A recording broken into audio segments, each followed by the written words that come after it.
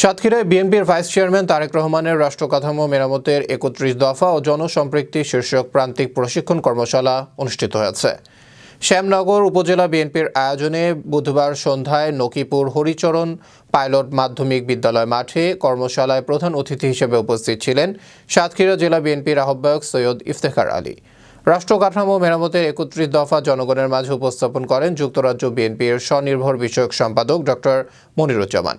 এ সময় উপস্থিত ছিলেন জেলা বিএনপির যুগ্ম আহ্বায়ক ও সমন্বয়ক হাবিবুর রহমান হাবিব, সাতক্ষীরা পৌর বিএনপির সদস্য সচিব তাসকিন আহমেদ চিস্তি, শ্যামনগর উপজেলা বিএনপির সাধারণ সম্পাদক আলহাজ সোলাইমান কবির, সিনিয়র সহসভাপতি জিএম লিয়াকত আলী, সাংগঠনিক সম্পাদক গোলাম আলমগীর, সহসভাপতি আব্দুল কবির সর্দার, সহ সাংগঠনিক সম্পাদক অধ্যাপক আব্দুল ওয়াহাব সহ আরও অনেকে।